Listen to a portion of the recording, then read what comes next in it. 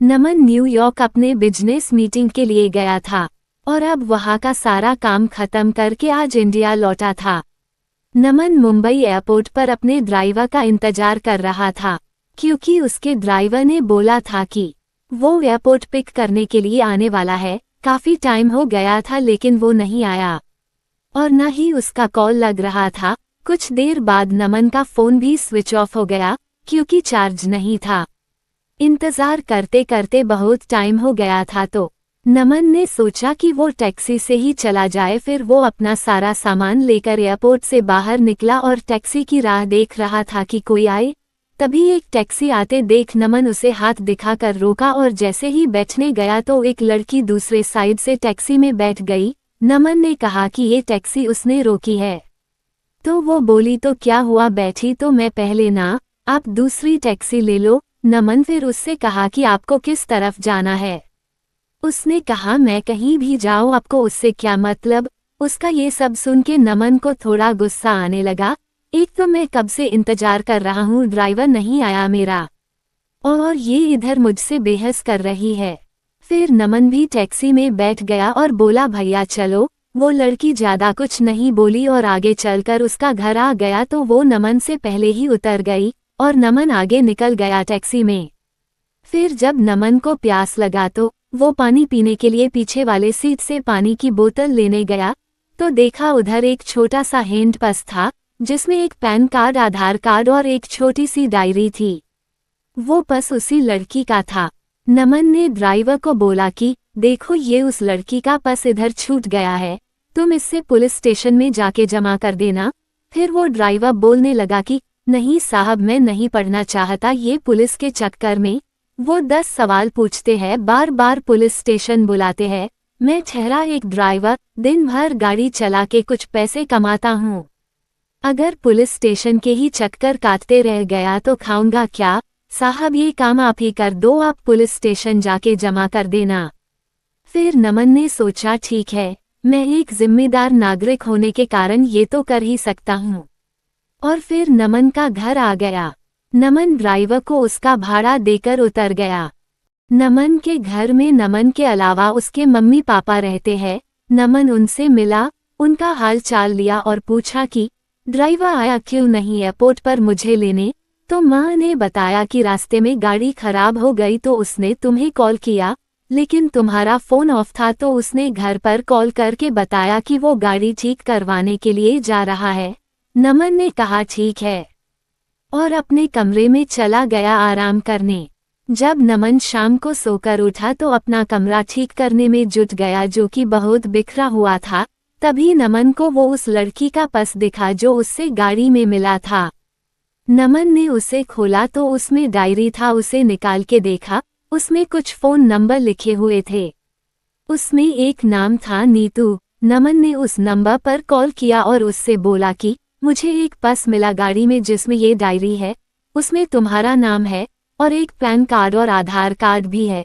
उसने पूछा कि आधार कार्ड पर नाम क्या है। नमन आधार कार्ड पर देखा और बोला अनिशा। तो सामने से वो लड़की बोली हाँ ये मेरी दोस्त का पर्स है, वो मुझे बोली थी कि उसका पर्स कहीं खो गया है, मैं उसे बता देती हूँ और आपका नंबर भी दे देती हूँ, वो आपको कॉल कर लेगी। नमन ने कहा ठीक है। थोड़ी देर बाद एक नंबर से कॉल आता है। फोन उठाते ही सामने से एक लड़की बोलती है मेरा पर्स आपके पास है। नमन ने कहा आप कौन। तो वो बोली वही जिसका पर्स आपके पास है, जिसमें मेरा कुछ बहुत जरूरी सामान है। नमन ने कहा हाँ मेरे पास है, तुम उसे टैक्सी में भूल गई थी। वो बोली हाँ, कल आप मुझे दिल्ली कैफ में मिलकर उसे लौटा सकते हो। मैंने कहा हाँ। वो थैंक यू बोलकर कॉल रख दी। अगले दिन नमन कैफे गया उसका पर्स लौटाने के लिए। नमन सही टाइम पर पहुंचा था, लेकिन अनिशा लेट थी। नमन रुका था उसके लिए। कुछ देर बाद वो आई। आज वो बिल्कुल अलग ही लग रही थी कल से। उसके लंबे घने बाल थे जो खुले हुए थे। उसने सफेद और नीले रंग का सलवार कुर्ता पहना था। कानों में सुंदर से झुमके भी थे। नमन उसे बस देखता ही रह गया। वो धीरे धीरे नमन की तरफ चली जा रही थी। नमन को ध्यान ही नहीं था, वो बस उसे देखे ही जा रहा था। फिर वो बोली, हेलो मिस्टर, ध्यान कहाँ है आपका, मैं कुछ पूछ रही हूँ। तो नमन जल्दी से उठ गया और बोला, हाँ आओ, मैं तुम्हारा ही वेट कर रहा था। वो बोली, हाँ सॉरी मुझे थोड़ा लेट हो गया। नमन बोला, कोई नहीं ठीक है। फिर नमन ने कहा, कॉफ़ी। वो बोली, सॉरी अभी नहीं, मैं थोड़ी जल्दी में हूँ, आप मेरा पर्स दे दो, मुझे जाना है। नमन ने कहा, हाँ दे दूंगा, थोड़ा बैठ के कुछ बात तो कर ही सकते हैं। वो बोली, ज़रूर, लेकिन आज नहीं फिर कभी। मैंने कहा, ठीक है, लेकिन याद रखना अपनी बात, अगली बार साथ में बैठ के कॉफ़ी पीना पड़ेगा, फिर मत कहना आज भी जल्दी में हूँ। वो बोली, हाँ ठीक है, अब मेरा पर्स दे दो। नमन ने उसका पर्स दे दिया और बोला, मैं तुम्हें कॉल कर सकता हूँ ना अगली बार मिलने के लिए। वो बोली, हाँ, और चली गई। नमन कुछ देर वहां रुका और फिर ऑफिस चला गया। नमन पूरी रात अनिशा का बारे में ही सोचता रहा। नमन उसे भूल ही नहीं पा रहा था। नमन को उसकी एक एक बात याद आ रही थी। अगले दिन नमन के कुछ दोस्त मिले और वो उसे बोलने लगे कि चल आज पार्टी करते हैं, बहुत दिन हो गए हैं हम दोस्तों ने साथ में पार्टी नहीं किया है। नमन ने कहा, ठीक है, सब चल रहे हैं तो मैं भी चलता हूँ। फिर वो 5 दोस्त एक क्लब में गए। सब वहाँ बहुत नाचे साथ में। फिर थोड़ा ड्रिंक भी किया। तभी नमन की नज़र एक लड़की पर गई जो लगातार बहुत ड्रिंक कर रही थी। नमन ने ध्यान से देखा तो वो और कोई नहीं बल्कि अनिशा थी। आज वो बहुत ही अलग लग रही थी। कहाँ उस दिन जब वो नमन से मिली थी तो सलवार कुर्ते में आई थी, और आज वो शॉर्ट स्कर्ट और टॉप में है और ड्रिंक कर रही है। नमन तो बिल्कुल ही चौंक गया उसे देखकर। नमन उसके पास जा ही रहा था उससे बात करने के लिए कि तब तक उसके दोस्त उसका हाथ पकड़कर डांस करने के लिए लेकर गए। नमन की नज़र अनिशा पर ही थी, लेकिन थोड़ी ही देर में वो वहां से कहीं चली गई। फिर नमन ने उसे क्लब में इधर उधर ढूंढा लेकिन वो नहीं मिली। घर जाकर नमन ने उसे कॉल किया, वो कॉल भी नहीं उठा रही थी। नमन उसे बहुत बार कॉल किया लेकिन उसने नमन का एक भी कॉल का जवाब नहीं दिया। अगले दिन फिर नमन उसी टाइम पर क्लब गया ताकि अगर वो आ जाएगी तो वो उधर ही उससे पूछ लेगा। नमन अंदर जाकर वेट कर रहा था लेकिन वो नहीं आई आज। फिर नमन ने उसे कॉल किया। इस बार उसने कॉल उठाया। कॉल उठाते ही नमन उससे पूछा, कहाँ हो तुम? वो बोली, क्यों, क्या हुआ? मैंने उससे बोला कि कल मैंने तुम्हें क्लब में देखा था, तुम हद से ज्यादा ड्रिंक कर रही थी। क्या हुआ है? तुम्हें कोई किसी बात का टेंशन है क्या? वो बोली, नहीं, और कॉल कट कर दी। नमन फिर उसे कॉल लगाया तो उसने कॉल नहीं उठाया। इस बार नमन वहां से घर चला गया। घर आकर उसने अनिशा को मैसेज किया कि अगर तुम्हें किसी बात का टेंशन है तो मुझे बता सकती हो। उसका कोई रिप्लाई नहीं आया। 2-3 दिन हो चुके थे, अभी तक अनिशा ने कुछ नहीं कहा था। नमन फिर अनिशा को कॉल किया। उसने कॉल उठाया। नमन ने बड़े आराम से बोला कि तुमने कुछ रिप्लाई नहीं दिया मेरे मैसेज का। वो चुप ही थी। नमन ने फिर बोला, ऐसे चुप नहीं रहो, कुछ बोलो, कुछ परेशानी हो तो बताओ, मैं तुम्हारी मदद कर सकता हूँ। फिर नमन ने कहा, अच्छा चलो कल उसी कैफे में मिलो, तुम्हारा कॉफी बाकी है एक। वो बोली, हाँ ठीक है, बोलकर कॉल रख दी। नमन बड़ी बेचैनी से कल का इंतजार कर रहा था। अगले दिन वो सुबह सुबह उठा, अच्छे से तैयार होकर अनिशा से मिलने के लिए निकला। आज नमन खुद टाइम से पहले आकर इंतजार कर रहा था। थोड़ी ही देर में अनिशा आई। वो बहुत सुंदर दिख रही थी। आज उसने जीन्स टॉप पहना था और बाल वैसे ही खुले थे। वो जैसे जैसे आगे आ रही थी, उसके बाल उसकी आंखों के तरफ आ रहे थे। वो उन्हें ठीक करती हुई आ रही थी। वो आकर नमन के सामने वाली कुर्सी पर बैठ गई। वो शांत थी। नमन ने पूछा, कॉफी? वो हल्की सी मुस्कुराहट के साथ बोली, हाँ। नमन ने वेटर को कॉफी के लिए बोला और अनिशा से बोला, चलो अब बताओ क्या बात है जिससे तुम परेशान हो। पहले तो वो कुछ नहीं बोल रही थी। फिर नमन ने कहा, बोलो कुछ। वो बोली कि मैं मुंबई में अकेले रहती हूँ, यहाँ मैं अपना कैरियर्स बनाने के लिए आई हूँ। ये बोलते बोलते वो चुप हो गई।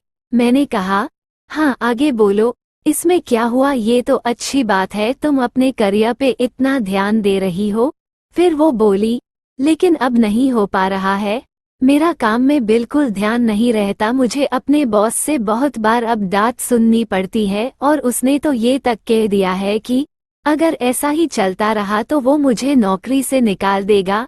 2 महीने हो गए हैं मेरे इस वार्ताओं से मुझे रोज डांट सुननी पड़ती है। मैंने उसे पूछा, ऐसा क्या हो गया है कि तुम इतनी परेशान रह रही हो? वो चुप हो गई फिर से, फिर थोड़ी देर बाद बोली, मुझे कैंसर हो गया है। ये सुनकर नमन घबरा गया। आगे वो बोलती रही, 2 महीने पहले मैंने चेकअप करवाया था, तो डॉक्टर्स ने बोला कि मुझे कैंसर हो गया है, अभी 2nd स्टेज पर हूँ। ये सुनकर मैं तब से परेशान रहती हूँ कि कैसे मैं सब करूँगी। मेरा इस दुनिया में कोई नहीं है, बचपन से ही मैं अनाथ हूँ, बस कुछ ऑफिस के दोस्त हैं। मैं ये बात अपने ऑफिस में भी नहीं बता सकती कि अगर बॉस को पता चला तो वो मुझे कहीं नौकरी से ना निकाल दे। 3 महीने पहले ही मेरा प्रमोशन हुआ है, मुझे हेड ऑफ द डिपार्टमेंट बनाया है, और ये सब हो गया, मैं अब क्या करूँ, कुछ समझ नहीं आ रहा है। ये सब सुनकर नमन ने धीरे से उसका हाथ अपने हाथ में लिया और बोला, तुम अकेले नहीं हो, मैं तुम्हारे साथ हूँ। वो चुपचाप नमन की ओर देखने लगी। नमन ने कहा, हाँ तुम सही सुन रही हो, मैं तो उसी दिन से तुम्हें पसंद करने लगा था जिस दिन तुम अपना पर्स लेने के लिए मुझसे मिलने आई थी। ये सुनकर उसने अपना हाथ पीछे कर लिया। नमन ने पूछा, क्या हुआ, हाथ क्यों हटा लिया तुमने? वो बोली, नहीं ये सब ठीक नहीं है, मेरी जिंदगी का ही भरोसा नहीं है और मैं तुम्हें मेरे वजह से कोई परेशानी नहीं दे सकती। नमन उसे प्यार से समझाया कि नहीं, तुम मुझे कोई परेशानी नहीं दे रही हो, मैं तुम्हारा ध्यान रखना चाहता हूँ, तुम्हें अपनी जिंदगी का हिस्सा बनाना चाहता हूँ, मैं हमेशा तुम्हारे साथ रहूँगा, कभी तुम्हें अकेला नहीं छोड़ूंगा। वो बोली, नहीं तुम समझो, कल को पता नहीं मैं रहूं या ना रहूं, तुम क्यों खुद को किसी की परेशानी में डाल रहे हो? नमन उसे बहुत समझाया, लेकिन वो नहीं मानी और चली गई। नमन उसके पीछे गया, उसका हाथ पकड़ के रोका और उससे कहा, तुम्हें कभी भी किसी की जरूरत हो तो मैं हमेशा तुम्हारे साथ रहूंगा। और फिर अनिशा चली गई। नमन उसे रोज उसका हाल पूछता था, वो डॉक्टर के पास चेकअप के लिए गई कि नहीं, टाइम पर सब दवाएं ले रही है कि नहीं। उस दिन के बाद नमन ने कभी उसे अकेला नहीं महसूस होने दिया। नमन उसे रोज फोन करता था, उसका हाल पूछता था। 4 महीने हो चुके थे ऐसे बात करते करते। एक दिन शाम को फोन पर बात करते करते अनिशा बेहोश हो गई। नमन उसे पुकारता रहा लेकिन वो कुछ नहीं बोल रही थी। नमन तुरंत उसके घर जाने के लिए निकल गया। उधर पहुंचा तो देखा कि अनिशा के घर पर कोई नहीं था। फिर उसने पड़ोसियों से पूछा तो पता चला कि उसे हॉस्पिटल लेकर गए हैं। मैं तुरंत हॉस्पिटल पहुंचा, इंक्वायरी डेस्क पर उसके बारे में पता किया और उसके रूम के तरफ गया। वहां 2-3 लोग खड़े थे जो अनिशा को हॉस्पिटल लेकर आए थे। नमन उनसे पूछा कि क्या हुआ अनिशा को, तो वो बोले कि अनिशा अपने घर में बेहोश होकर गिर गई थी, तो उसके घर का दरवाजा थोड़ा खुला था, तो एक बच्चा फुटबॉल खेल रहा था। फुटबॉल खेलते खेलते उसके घर में चला गया, तो हमने जाकर देखा ये बेहोश पड़ी थी। अनिशा अकेले रहती है, तो हम उससे हॉस्पिटल लेकर आए। तभी आईसीयू से एक डॉक्टर बाहर आए और बोले अनिशा की हालत खराब है, हमें उसका ऑपरेशन करना पड़ेगा। नमन ने पूछा, ऑपरेशन के बाद अनिशा बिल्कुल ठीक हो जाएगी ना? डॉक्टर ने कहा, अभी कुछ बोल नहीं सकते। नमन ने कहा, डॉक्टर आप ऑपरेशन की तैयारी कर लीजिए और पैसे की कोई फिक्र ना करे। ये सुनकर डॉक्टर चले गए। पूरे 5 घंटे के बाद ऑपरेशन रूम से डॉक्टर बाहर आए। नमन जल्दी से डॉक्टर के पास गया और पूछा, अनिशा कैसी है? डॉक्टर ने कहा, ऑपरेशन सक्सेसफुल हुआ, घबराने की बात नहीं है कुछ। नमन के जान में जान आई। उसने पूछा, क्या मैं अनिशा से मिल सकता हूँ? डॉक्टर ने कहा, अभी नहीं, कुछ देर बाद। नमन ने कहा, ठीक है। फिर नमन थोड़ी देर बाद में अनिशा से मिलने गया। वो नमन को देखकर रोने लगी। नमन उसके पास बैठा था। उसने कहा कि बोला था ना मैंने, मैं हमेशा तुम्हारे साथ रहूंगा। ये सुनकर अनिशा और रोने लगी। नमन उसे चुप कराया और कहा, अभी अभी तुम्हारा ऑपरेशन हुआ है, ऐसे में तुम्हें रोना नहीं चाहिए। हम दोनों बहुत देर तक एक दूसरे का हाथ पकड़कर बैठे थे। फिर वो दोनों घर आए। नमन उसका बहुत ध्यान रखता था। नमन ने अनिशा के बारे में अपने घर वालों को बता दिया था, तो अब वो अनिशा के साथ ही रहता था, उसका ध्यान रखता था। जब अनिशा पूरी तरह से ठीक हो गई, तब दोनों ने शादी कर ली और हमेशा के लिए दोनों एक साथ हो गए। तो दोस्तों, आपको ये कहानी कैसी लगी? अगर आपको ये कहानी अच्छी लगी तो प्लीज़ हमारे चैनल को सब्सक्राइब कर दीजिए। ऐसे ही हम आप लोगों के लिए नई कहानी लाते रहेंगे। धन्यवाद।